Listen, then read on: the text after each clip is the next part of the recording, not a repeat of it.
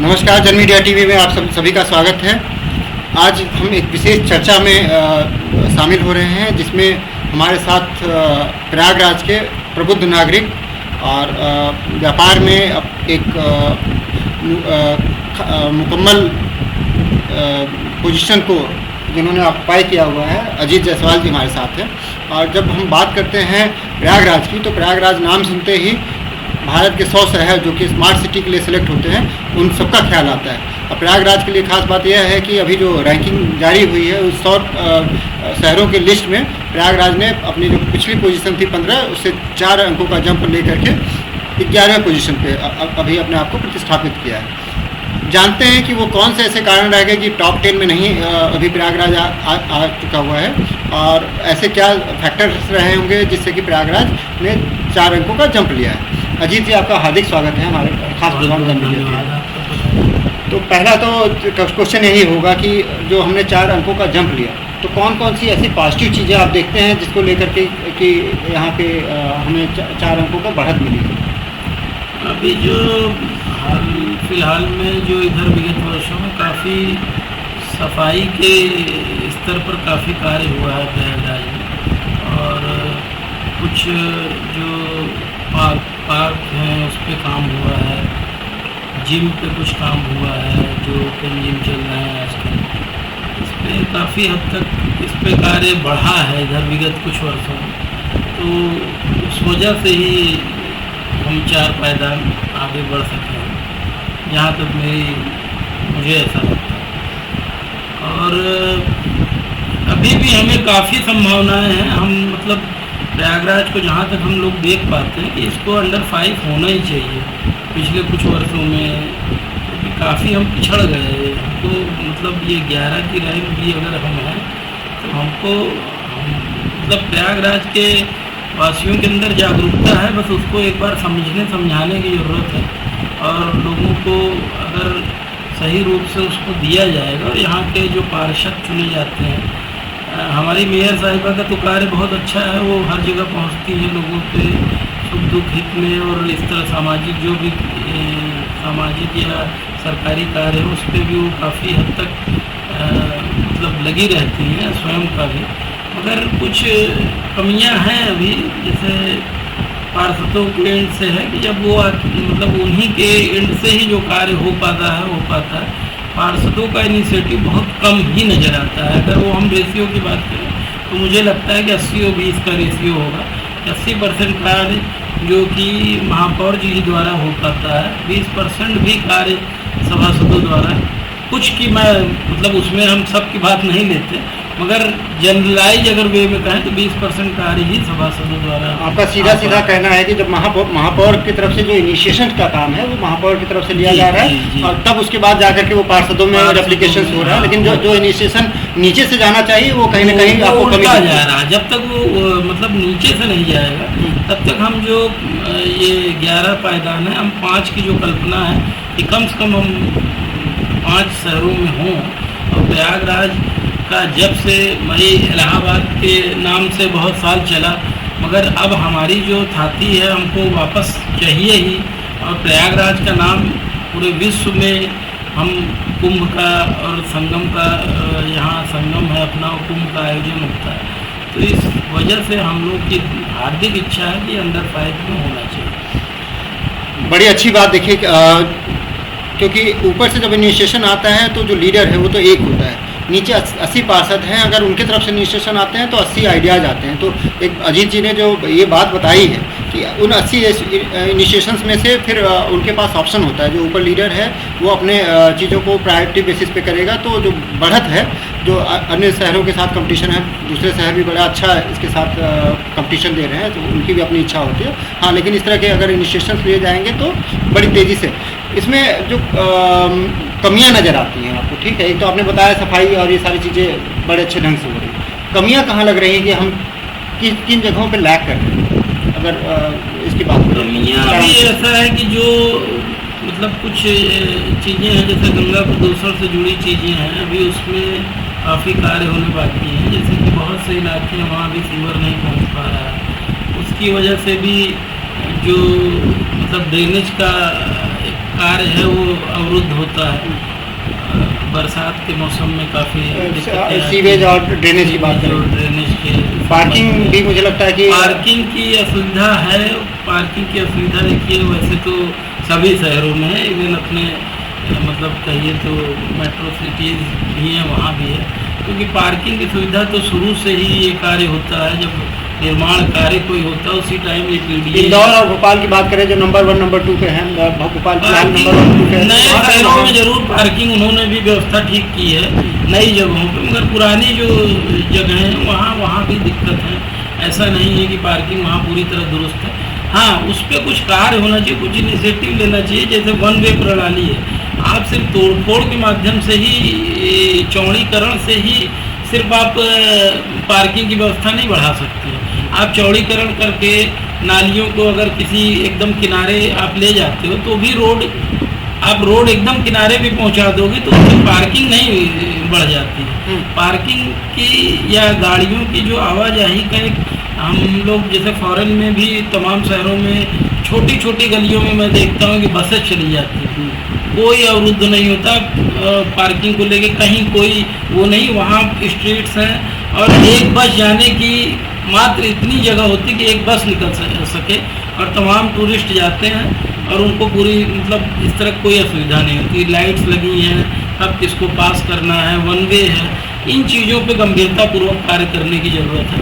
हाँ, जहाँ आपको जगह मिल रही वहाँ आप तोड़फोड़ करके सड़क चौड़ी करें, मगर अब कोशिश ये होनी चाहिए जितना चौड़ीकरण हो गया पर्याप्त है, जहाँ अभी ज़रूरत है वहाँ करें। शहर के बीच की मैं बात कर रहा हूँ, आउटर में बात नहीं कर रहा हूँ। आउटर में तो अभी बहुत कार्य होना है, आउटर रिंग रोड बननी है, क्योंकि इस शहर की जान अगर उससे मतलब जो सबसे प्रायोरिटी चीज़ है, जिस दिन ये आउटर रिंग रोड बढ़ गई उस दिन यह शहर अपने आप में आपको दिखेगा, तो उससे एक मैप भी तैयार हो जाएगा कि हमको कहाँ पे विकास की धारा कितनी दूर तक हमको लेके आनी है महानगर इस तरह। इसमें एक चीज़ और, मैं अभी आपने यातायात की बात करी, तो यातायात जो ट्रैफिक संचालन है, क्योंकि आपने बहुत सारा समय यहाँ पे बिताया है, तो कैसे देखते हैं कि उसमें जो इम्प्रूवमेंट है, क्योंकि इसमें दो चीज़ें, एक तो जन भागीदारी की बात आती है, दूसरी बात आती है कि जो रिसोर्सेज हैं, जो प्रबंधन है वो कैसा है, मैनेजमेंट की बात करें और जन भागीदारी की बात करें, तो कैसा देखते हैं यातायात संचालन को? पूरे यातायात संचालन में ऐसा है कि अब पहले तो यहाँ रेड लाइट का भी लोग नहीं उपयोग करते थे, मगर इधर बिधर 1-2 वर्षों से ये शुरू हुआ, लोग रुकने भी लगे और अपने से भी लोग इनिशिएटिव लेते हैं, रोकते हैं। कोई अब बहुत ज़्यादा ट्रैफिक पुलिस हो, ऐसा कोई ज़रूरी नहीं कि ट्रैफिक पुलिस हो तभी कोई रुकता है। ये बड़ी अच्छी बात देखने को कभी कभी मिलती है, हमेशा ही देखने को मिलती है, कभी कभी नहीं, मगर हाँ कभी कभी लोग उस पर भी व्यवधान करते हैं।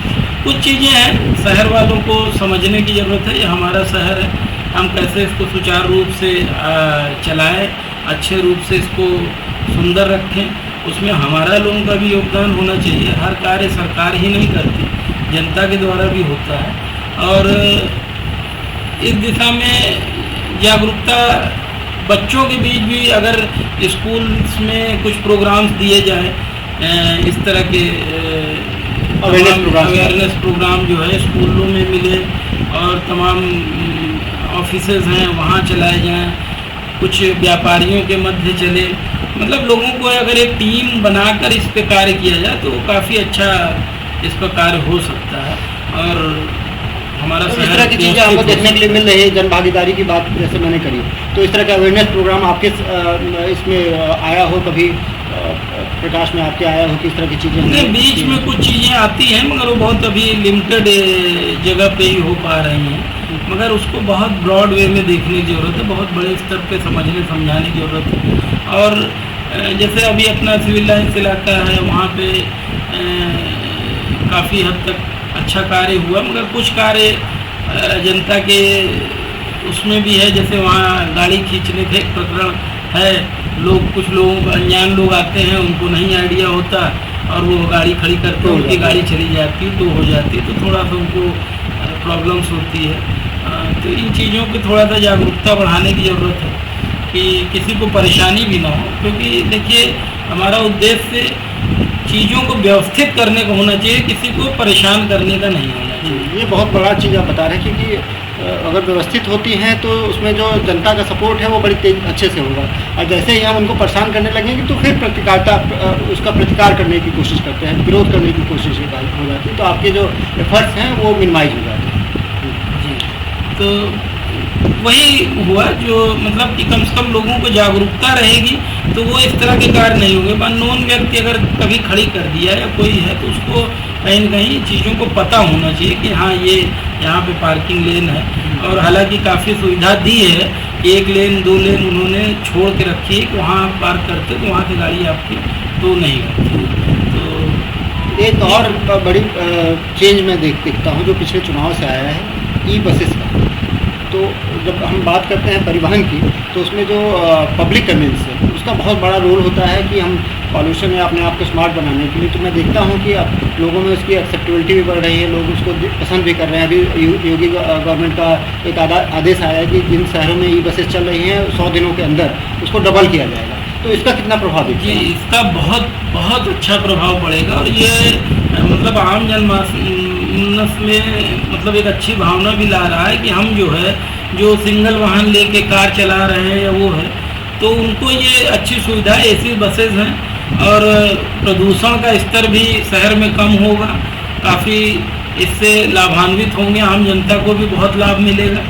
और जो यातायात की दिक्कतें हैं या पार्किंग की दिक्कतें हैं, जो लोग सुबह और शाम सिर्फ शॉप पे अपने जाते हैं, गाड़ी लगा देते हैं, पूरा दिन भर पार्क करते हैं और फिर रात में घर लौटते हैं 8 बजे 9 बजे या 10 बजे शॉप बंद करके, तो उनको तो हम चाहेंगे कि उन सब लोगों से अपेक्षा करेंगे वो बसेस का ही यूज करें, क्योंकि बसेज की जो सुविधा बढ़ रही है शहर में उसका उपयोग अगर सभी व्यापारी वर्ग भी करेगा जो कि शॉप पे जाके पूरे दिन के लिए गाड़ी अपनी खड़ी कर देता है, वह अगर इस पे जागरूक हो जाएगा तो हमारे शहर में मतलब यह समस्या 20 से 25% कम हो जाएगी पार्किंग की।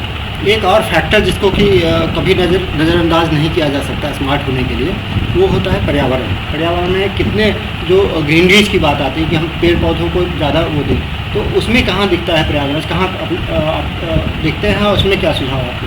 ग्रीनरी में अभी हम बहुत अच्छी वो नहीं देखते इनिशिएटिव, क्योंकि ग्रीनरी में कुछ ही एरियाज़ में थोड़ा सा काम हुआ है, मगर वहाँ भी जिस तरह के हम लोग चाहते थे कि थोड़ा सा या तो फ्लावरिंग पेड़ हों या उस तरह के, यहाँ मतलब वो रेगिस्तानी पेड़ों का जो एक जमावड़ा खड़ा किया जा रहा है वो मुझे थोड़ा सा समझ नहीं आता कि हमको अपने स्तर पर अपने जो क्षेत्र के चीज़ें हैं उनको डेवलप करें, वो ज़्यादा अच्छा है और लोगों की आंखों को भी अच्छा लगे। इस दिशा में अगर कार्य हो तो हम ज़्यादा उसको मुफीद मानें। एक और प्रश्न होता है कि जब हम समग्र प्रयागराज की बात करते हैं तो प्रयागराज जाना जाता था अपने इंडस्ट्रियल एरिया के, यहाँ पे लोगों के रोज़गार के लिए बड़ी बड़ी फैक्ट्रियाँ हुआ करती थी, लेकिन धीरे धीरे क्या हुआ उनका डिक्रीमेंट होता गया। अभी आपके क्षेत्र से जो औद्योगिक विकास मंत्रालय है वो आपके क्षेत्र के एक विधायक को अपॉर्चुनिटी मिली, तो उसको कैसे आप देखते हैं कि उसमें क्या विकास होना चाहिए और कैसे उन चीज़ों को मैनेज होना चाहिए? क्योंकि विगत कई वर्षों से जो है वो फैक्ट्रियाँ बंद पड़ी हुई हैं, बड़ी बड़ी फैक्ट्रियाँ हैं, बड़े रिसोर्सेज हैं, अब उनको नीलाम करने की बात होती है, प्राइवेटाइज करने की बात होती है, फिर से चलाने की बात होती है। तो समग्रता तो तब आती है जबकि लोगों के पास काम होगा, रोज़गार होगा, तो इनका बड़ा नाम था, बड़ी फैक्ट्रियाँ थी, एक्सपोर्ट होता था, देश को प्रोडक्ट्स दिया जाता था।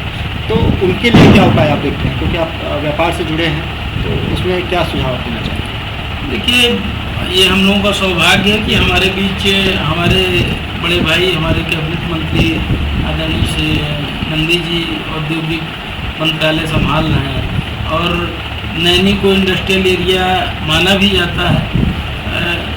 शुरू से ही यहाँ पे जो आबादी रही है वह मैक्सिमम जो इन फैक्ट्रियों में लोगों ने काम किया उनके ही परिवार यहाँ नैनी के एरिया में रहे और प्लस आसपास भी काफ़ी इंडस्ट्रीज़ रही, तो हम लोगों की अपेक्षाएं बहुत ज़्यादा बढ़ी हुई हैं जब से हमारे मंत्री जी को यह विभाग मिला है। और एक जो उनके माध्यम से कुछ भी उन्होंने जो भी कार्य लिया, अभी तक उड्डयन मंत्रालय लिया जब, तो उन्होंने एक अलग सी क्रांति जगा दी उड्डयन में, यूपी में। तो हम लोग की अपेक्षाएँ तो बहुत ज़्यादा हैं कि कुछ न कुछ वो ऐसा जादू चलाएंगे कि इस क्षेत्र का विकास जो है अपने आप ही बढ़ेगा। अपने सुझाव तो देखिए, कुछ तो हमारी लोगों की भी कमजोरी रही, इनको फैक्ट्रियों को बंद होने में जो यहाँ के कर्मचारी थे उनकी भी कुछ कमजोरियाँ रही हैं, या आज लोग स्वयं भी मानते हैं कि राजनीति जब काम पे हावी हो जाती है तो कहीं न कहीं उसका दुष्परिणाम मिलता ही मिलता है। और यही हुआ इन फैक्ट्रियों में, जो कि राजनीतिक रूप से वर्चस्व कहिए या तमाम चीज़ों की वजह से ये फैक्ट्रियाँ बंदी की कगार पे आई। और कुछ जो होता है समय के साथ चलने की एक बात कही जाती है कि अगर आप किसी भी व्यापार में हैं और समय को देखते हुए अपने आप को परिवर्तित करने की जो एक होती है, वहाँ का जो एक अधिकारी वर्ग है या जो है, अगर वह परिवर्तन नहीं लाएगा तो कहीं न कहीं उसका खामियाजा सभी को भुगतना पड़ता है। तो इस दिशा में भाई कार्य होने चाहिए और सभी को मिलकर इस क्षेत्र के लिए सोचना चाहिए कि इसको कैसे अच्छे तरीके से लाया जाए और फिर से एक बार हमारा यह क्षेत्र इंडस्ट्री में चार चांद लगाए। अभी हमारा यहाँ पे सरस्वती हाईटेक जैसी एक परियोजना चल रही है और वहाँ भी इंडस्ट्री इसका काफ़ी बड़ा कार्यक्रम मतलब दिया जा रहा है लोगों को। तो उम्मीदें हैं, देखिए विगत कुछ वर्षों में कुछ अच्छा होने की संभावना है। आज हमारे साथ अजीत जायसवाल जी थे, एक स्मार्ट व्यापारी स्मार्ट सिटी प्रयागराज से, जिन्होंने हर मुद्दे पे जो एक स्मार्ट सिटी के लिए जो पैरामीटर्स सेट होते हैं उसमें क्या गुंजाइश होनी चाहिए, प्रयागराज में अभी क्या यथास्थिति है, इसके बारे में आप सबको जानकारी दी। अजीत जी का हम हार्दिक धन्यवाद करते हैं जो उन्होंने अपना कीमती समय जन मीडिया टीवी को दिया। अजीत जी आपका बहुत बहुत धन्यवाद। जी बहुत जन मीडिया टीवी पे इस तरह के प्रोग्राम हम लेकर के आते रहेंगे। अगले सीरीज तक के लिए नमस्कार। प्रकाश मिश्रा, जन मीडिया टीवी से।